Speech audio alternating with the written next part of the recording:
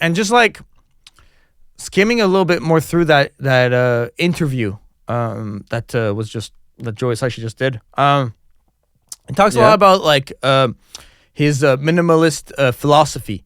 He has an approach to space and silence that comes from his love of minimalism, and he compares that to Bach's methodical patterns.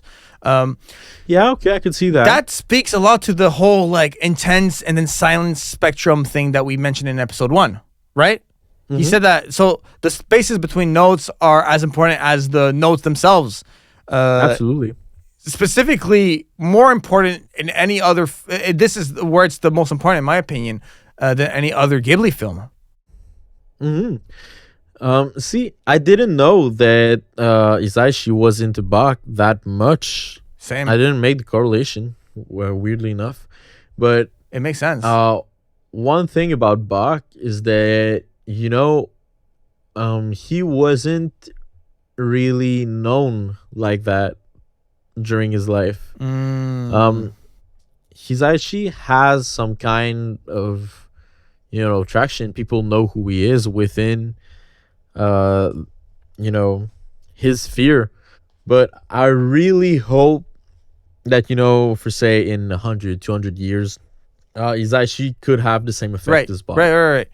It could. And like when you think about like how long-standing the creative partnership is between Hisaishi and Miyazaki, what does that tell you about the trust between composer and director? Like, how does that level of understanding even shape itself in music?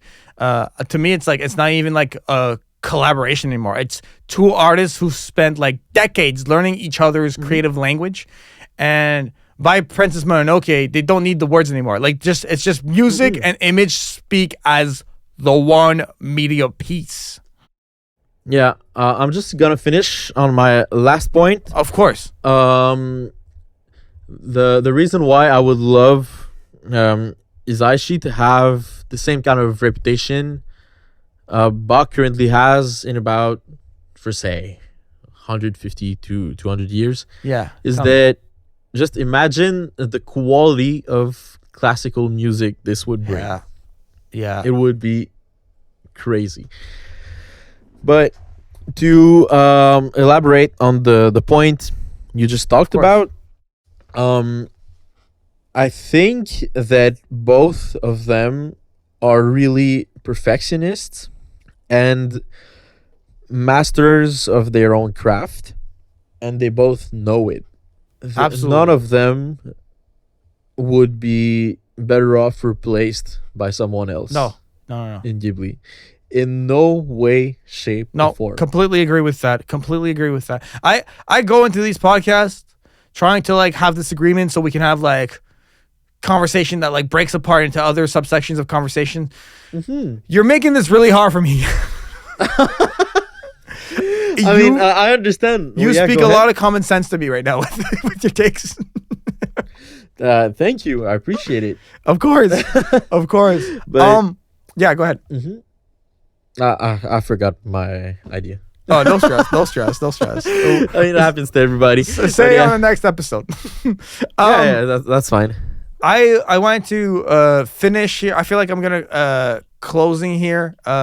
Okay. Like, listen to the Adagio of Life and Death again. Listen to the Force of the God, and to me, like we've discussed a lot about the epic loudness, the intensity, but Hisaishi, like Joe Hisaishi, chose silence as the most powerful tool.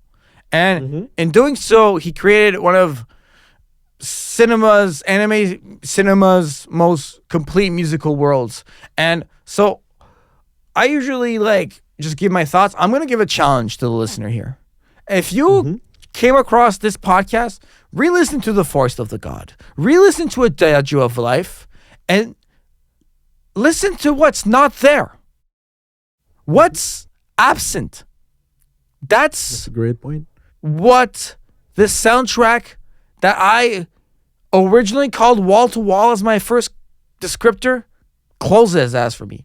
And when you do a full contrast like that, discussing music, that's what you call complete music. So go ahead, please, Gab, your closing thoughts here. I would love anything else you want to say. The floor is yours. Well, to elaborate on that, I think that if you ever doubt the power of silence is music, you should listen to the entirety of 4 minutes 33 by John Cage. Oh my God. That's all I gotta say. Absolutely. Absolutely. Now you'll get exactly how silence can be so powerful in the right moments. There was a whole I'm not thing. gonna spoil what it is. I'm just gonna let you understand. No, I know completely what you're talking about. There was. I'm sure you know it. Yeah, no, I don't know of if course I know about the it. listener does.